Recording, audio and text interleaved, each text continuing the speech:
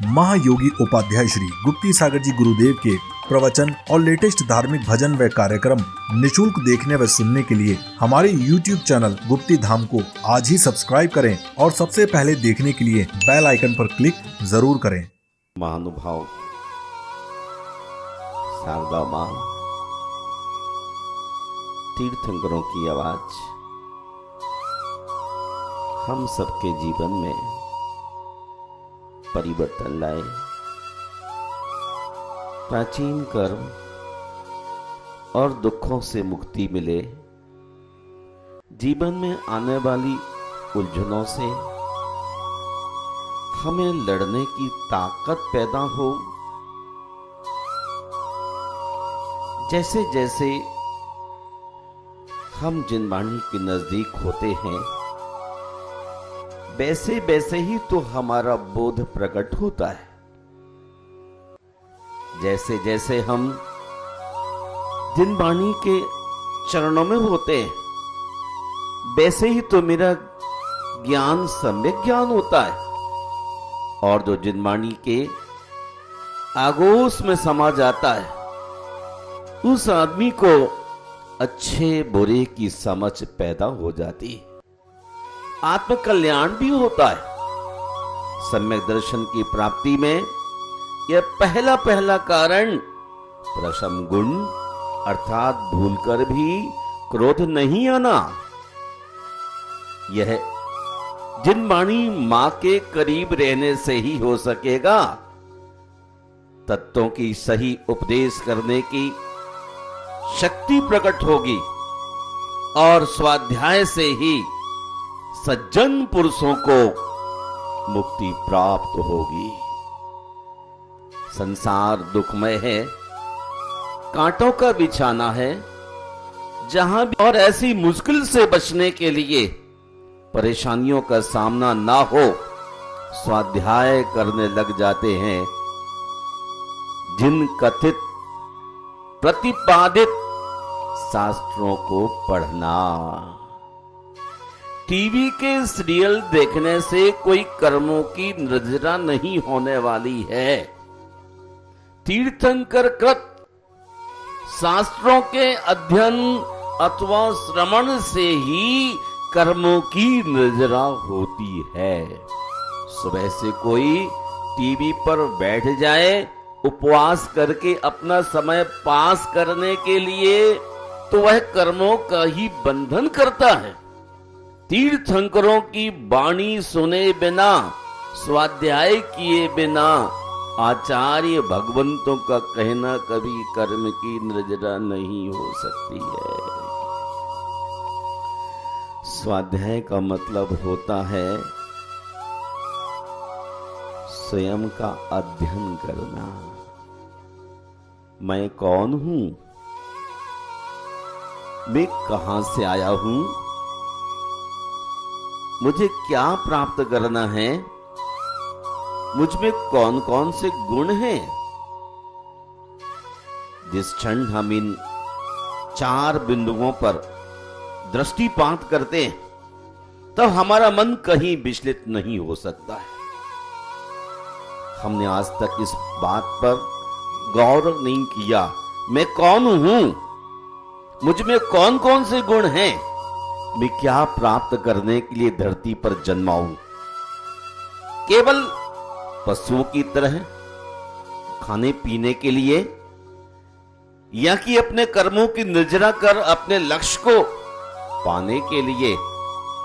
इस बात का बोध जब भीतर से होता है, प्रबोधाय विवेकाय हिताय परसमाय चा, जब व्यक्ति के लिए सम्यक तत्व का उपदेश मिलने लग जाता है, भीतर से बोध जाग जाता है कि मैं कौन हूं? मैं जिनेंद्र कुमार जैन हूं। बिल्कुल रॉन्ग आंसर। जिनेंद्र तो वह है जिन्होंने क्रोध, मान, माया, लोभ और कषायों को जीत लिया हो, इंद्रियों पर काबू पा लिया हो। उसका नाम जिनेंद्र है। आपके केवल मां के द्वारा नाम देने पर आप उस रूप परिणत नहीं हो सके। अभी इंद्रियों पर और कसायों पर काबू पाने के बाद ही ये काम शुरू हो सकेगा। लेकिन ये काम तभी होगा जब हमारा भीतर का भेद विज्ञान जागृत हो। अभी भेद विज्ञान जागृत नहीं हुआ है, इसलिए विषयों में चंपापात कर रहा है। खाने पीने के लिए और भी संसार के भोगों के लिए इस जीव के पास बहुत समय है। लेकिन जब कोई स्वाध्याय की बात चलती है, ज्ञान की बात चलती है, तब आप कहते हैं मेरे पास तो थोड़ा भी समय नहीं है, और जो समय है उसमें आंखों में निद्रा सताने लग जाती। ज्ञान भावना आलस्य अभावा। जब ज्ञान की साधना चल रही हो तो किसी प्रकार का प्रमाद नहीं होना चाहिए। जब भीतर निष्प्रमाद की भूमिका बन जाती है तो हम जो कुछ भी तीर्थंकरों की वाणी पढ़ते हैं, सुनते हैं, वो पूरी की पूरी एब्जॉर्ब होने लग जाती है। और जब मन कहीं और प्रदेश में होता है तो तीर्थंकरों की वाणी भी हमारे भीतर उतर नहीं पाती है। ये वैसा ही है जैसा आपका पेट भरा हो और उस वक्त यदि आपको रसगुल्ला भी परोस दिया जाए सोने की प्लेट के अंदर, तो भी आपका मन कहता है करूं क्या, कचरा तो पहले खा के आ गया हूं। लेकिन जो प्रस्तुति बहुत सुंदर हुई है उसके कारण आपका मन खाने का बन ही पड़ता है। हम आज तक क्या कर रहे हैं, यहां वहां की चीजों को कलेक्ट करते हुए अपने जीवन को नष्ट करने में लगे हुए। एक बुढ़िया थी, वह अपने बटन कपड़ों में टांच रही थी। तो बटन टांचना समझते हैं? बटन टांच रही थी और सुई उसकी गिर गई। सुई गिर गई। अब बुढ़िया को बड़ी मुश्किल हो गई कि समय से पहले बच्चों के बटन नहीं टांचूंगी तो बच्चे दुखी हो जाएंगे। बुढ़िया की सुई खो गई। अब बुढ़िया सुई ढूंढ रही है। शाम हो गई, दिन ढल गया, अंधेरा होने लगा। बुढ़िया बाहर सुई ढूंढने लग गई। आप में से एक समझदार व्यक्ति आया, बोले अम्मा क्या हुआ? बोले बेटा मेरी सुई खो गई, सुई ढूंढ रहे हो। तो दूसरा व्यक्ति आया, उसने अम्मा क्या कर रही हो? उसने बेटा मेरी सुई खो गई, मैं सुई ढूंढ रही हूं। और तीसरा व्यक्ति आया। वो कहां से आया था? वो यही कहीं बीच से आया था। लेकिन एक बनारस से पढ़ा लिखा पंडित आया। उसने कहा मां क्या कर रही हो? बेटा सुई खो गई, उसे ढूंढ रही हूं। उसने पूछा मां सुई कहां खोई है? उसने कहा बेटा सुई तो अंदर खोई है। अरे बावली मां तो बाहर से ढूंढ रही है, कोई अंदर है बाहर ढूंढ रही है। मैं आपसे कहना चाहता हूं कि आप भी सुई बाहर ढूंढने में लगी हुई है। अच्छा सा घर बन गया पतिदेव के माध्यम से तो आप इतनी लट्टू हैं कि मेरे जैसा तो किसी का कोई घर ही नहीं हो। बच्चे थोड़े आपकी बात मानने लग जाते हैं तो आप सोचते हैं मेरे जैसे बच्चे तो धरती पर सचमुच किसी के नहीं है। और चीजें अच्छी अच्छी एकत्रित हो गई तो आप सोचते बहुत खुश हो। लेकिन ये सब बाहर बाहर की चीजों को डेकोरेट करने में लगे हुए हैं। भीतर की आत्मा को देखने की अब तक तो आपने कोशिश ही नहीं की। बुढ़िया अम्मा सुई बाहर ढूंढोगी कि भीतर? कहां ढूंढोगी? जहां खोई है वहीं पर सुई ढूंढने की आवश्यकता है। वास्तव में स्वाध्याय के बिना यह मानव शरीर पूर्व संचित कर्मों का भार वहन करने का साधन है। इस शरीर के माध्यम से केवल भार ढो रहे। तत्वानुशासन में इसलिए कहते हैं, अरे भाई इस भार को ढोने के साथ ही कम से कम नमोकार मंत्र का चित्त में चिंतन करने लग जाओ तो भी तुम्हारा कर्म कट जाएगा। स्वाध्याय परमः तावत् जपः पंच नमस्कृते पठनं वा जनेन्द्रोक्तम शास्त्रत एकाग्र चेतसा। एकाग्र चित्त होकर के पंच परमेष्टि अर्थात पंच नमस्कार मंत्र का जाप करना। एकाग्र चित्त होकर मन की स्थिरता। बहन जी आप इतनी जाप कर लेती, मैं सोचता कि 1000 जाप हो गई, घुमा लेती। अब मैं तो कर नहीं पाता। एक नमोकार मंत्र की जाप करने के लिए कम से कम 20 मिनट चाहिए।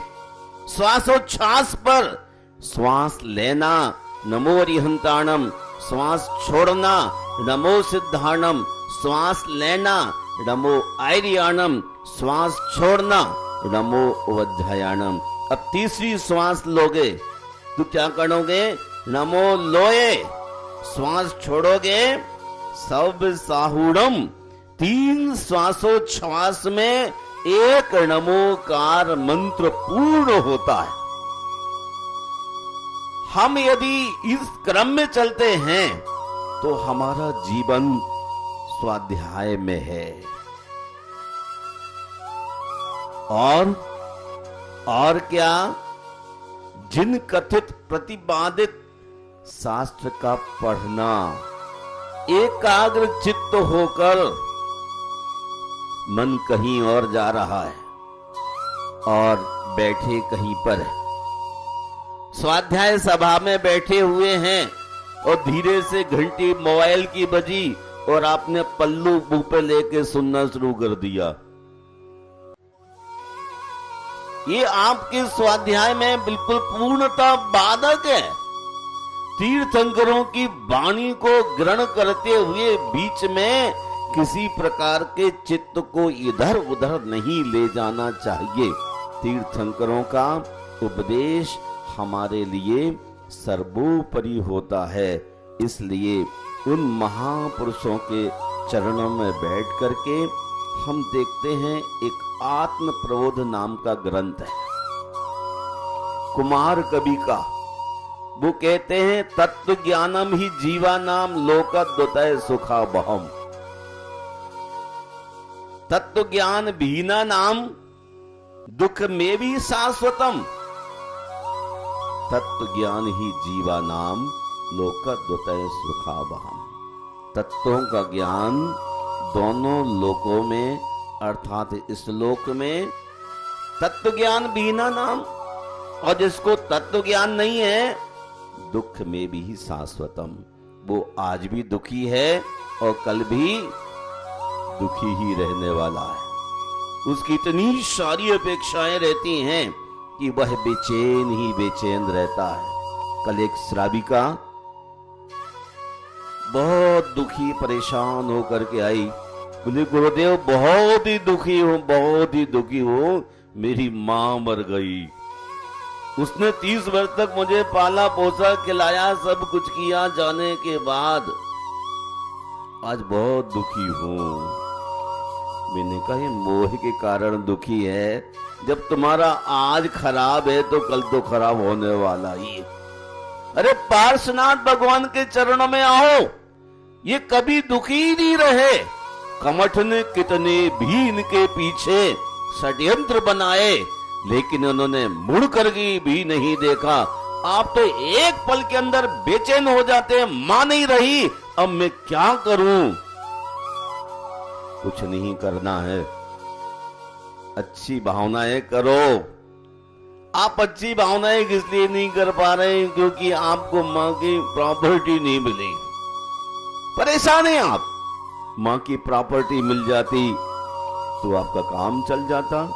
तत्व ज्ञानेत्र अभावे, तत्व ज्ञान के अभाव होने से रागादि निरंकुश, राग की परिणति बहुत ज्यादा है। राग ना होता तो आप सुखी हो जाते।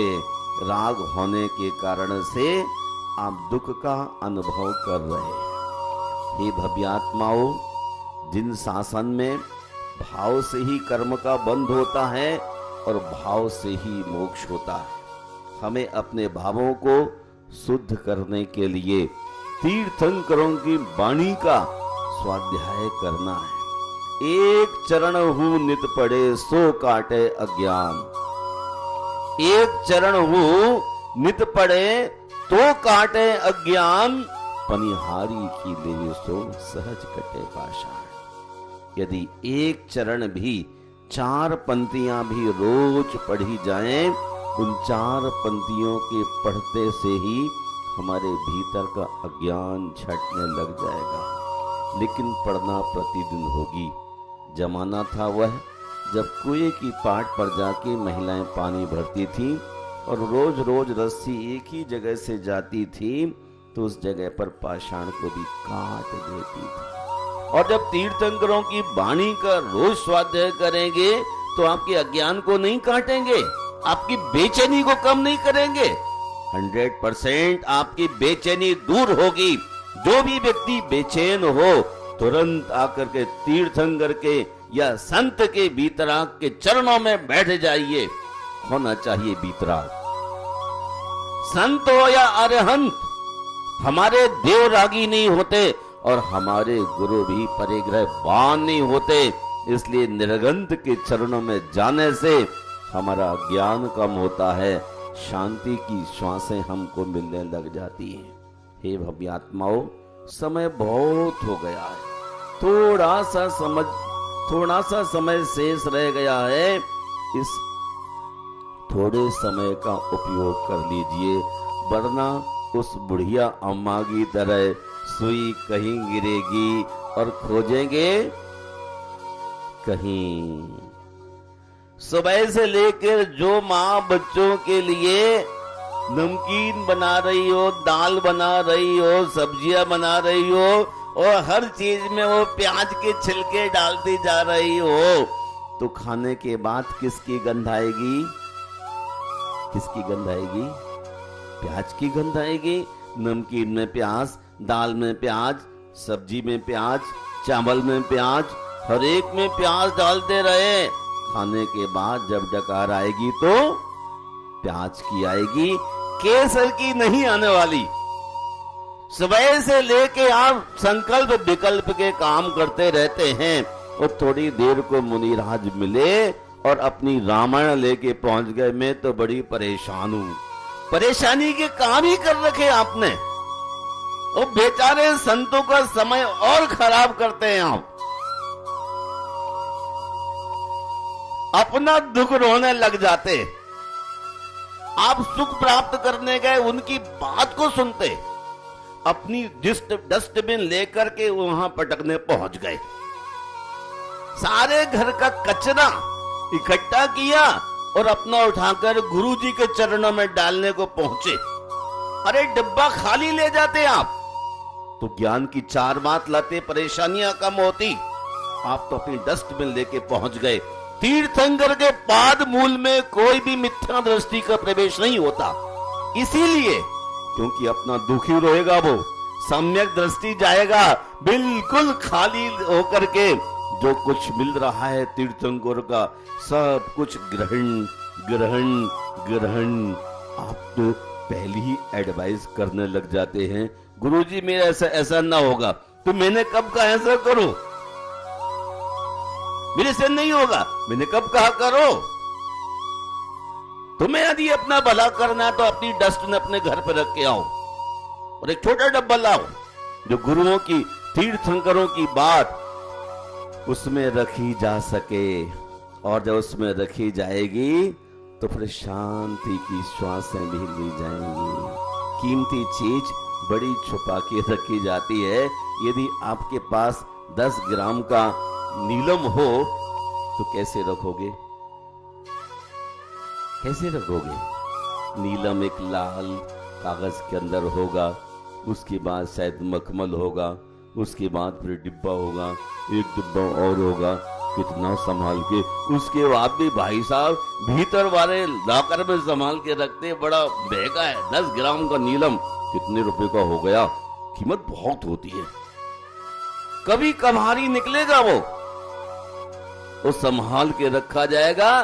तीर्थंकरों की वाणी भी इसी प्रकार से यदि हम इस्तेमाल करना सीख जाएं तो भी जीवन का भला हो जाएगा।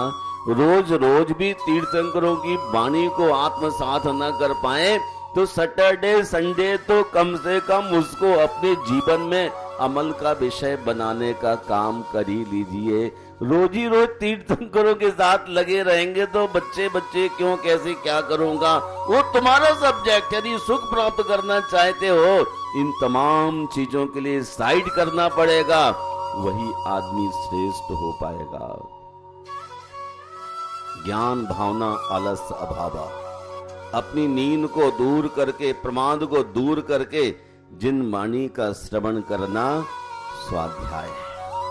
इस संसार में अनेक बार आप तपस्या करते करते मोक्ष गए, स्वर्ग गए, लेकिन ज्ञान पूर्वक नहीं गए और इसीलिए मोक्ष तक नहीं पहुंच पाए। मोक्ष तक पहुंचने के लिए ज्ञान की आवश्यकता है। बिना ज्ञान के, भेद विज्ञान के कोई भी आदमी आज तक आगे नहीं बढ़ पाया है। आपके साथ मैं देखता हूं, प्रातः मूत्र पुरीषाभ्याम मध्याह्नम क्षुत्पिपासया धनार्जने नियंते दिवसा निद्रा निशा। मनुष्यों के द्वारा सुबह होते ही शरीर के अंतरंग मल मूत्र त्याग करने की शुरुआत हो जाती है। फिर जब पेट खाली हो जाता है, मध्याह्न होता है, तो नाश्ता में लग जाते हैं, भोजन करने में लग जाते हैं। नाश्ता करने के बाद कहां चले जाते हैं? ऑफिस, दफ्तर, फैक्ट्रियां भाग जाते हैं धन कमाने के लिए। और वहां से आते हैं तो क्या, अम्मा ने खाना बना रखा है, खाया और बेड पर चले गए निद्रा देवी की गोद में। क्या किया सुबह से शाम तक? कुछ भी नहीं किया अपने लिए। जो भी किया ये अपने संतान के लिए, प्रजा के लिए करते रहे। और आज तो प्रजा के लिए नहीं, आज तो अपने लिए करने का अवसर है। रक्षा बंधन का दिन भगवान पार्श्वनाथ के फाउंडेशन के लिए किस लिए रखा गया? दूसरा दिन नहीं था कोई क्या? इससे पवित्र कोई भी दिन नहीं है। 700 मुनियों पर आए हुए संकट जिस दिन दूर हुए हों, वो कितनी बड़ी भव्य आत्मा होगी जिसने अपने आप को संयम से च्युत होकर के संतों की सेवा के लिए अपना जीवन ही लगा दिया। मैंने भी सोचा बहुत संकटों के साथ भगवान का मंदिर बनता है। ये बोले रक्षा बंधन को लोग कैसे आएंगे? जो आएगा वो पाएगा, जो नहीं आएगा उसके लिए कोई आप प्रोजेक्ट खोल लेना। लेकिन वास्तव में तीर्थंकरों के अनुयायियों के ऊपर आए हुए उत्सव का दिन रखने का केवल एक ही पर्पज है कि हम धर्म की रक्षा के लिए आज से संकल्पित हो। भाई की बहन भाई की कलाई में राखी बांधती है अपनी रक्षा के लिए, और हम अपनी रक्षा के लिए भगवान के चरणों में जाते, भगवान मेरी रक्षा करना। और वो रक्षा बंधन का दिन ही हमारे लिए इसलिए सूट किया है। आप सब रक्षा बंधन के दिन भगवान पार्श प्रभु के पाद मूल में पहुंच करके अपनी श्रद्धा के सुमन शिला के रूप में, अपनी हैसियत के रूप में आप ये मत समझें कि मेरी शक्ति नहीं है। भावों के माध्यम से शक्ति को जगाया जाता है। प्रमाद से आपको बचना है और प्रभु का पुरुषार्थ करना है। यदि कोई व्यक्ति संसार में ही फंसा रह जाएगा तो मैं समझूंगा इससे कोई निकृष्ट धरती पर नहीं हो सकता है। वो सम्यक दृष्टि नहीं हो सकता जो भगवान के जिन मंदिर के फाउंडेशन के समय उपस्थित होने में तकलीफ महसूस करता हो।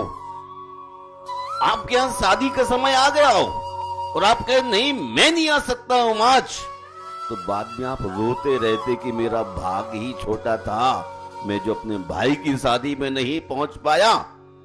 और पार्श्वनाथ भगवान के मंदिर का फाउंडेशन जब हो रहा हो, आप अपने सौभाग्य की सराहना कर लेना। सम्यक दृष्टि लोग ही समूह श्रवण तक आते हैं और आप सब सम्यक दृष्टि हैं, मैं ऐसा समझता हूं आचार्यों के द्वारा।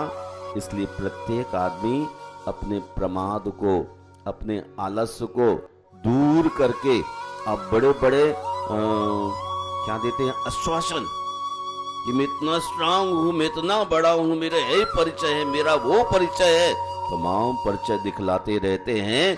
तो अपने अपने तमाम परिचय वाले लोगों को भी इस पुण्य का एक पार्ट बनाइए। जो आदमी शेयर धर्म का करता है उसी को धर्मात्मा कहते हैं।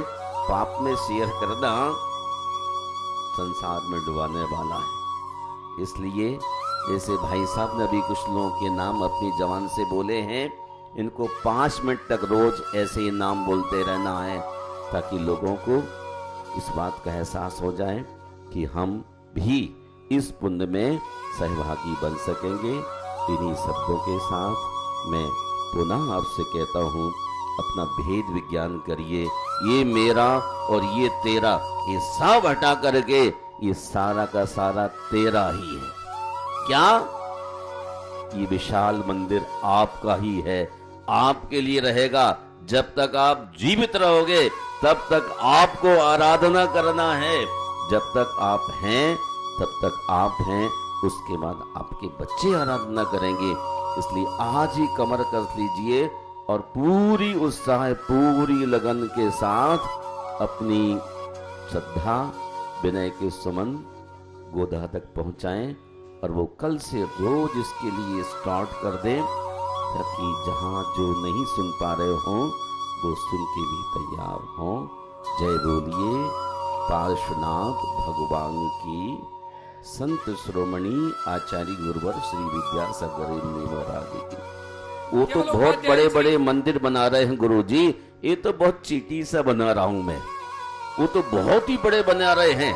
इसलिए अपने भाव सुधारो और भाव सुधार करके सारे के सारे लोग लगे जाओ, वरना राग द्वेष करते रहोगे, जीवन ही स्वाहा हो जाएगा। इसलिए कोई डिवीजन, कोई डिजाइन नहीं करना आपको। आग बंद करके भगवान के जिनालय में तैयारी कर लीजिए।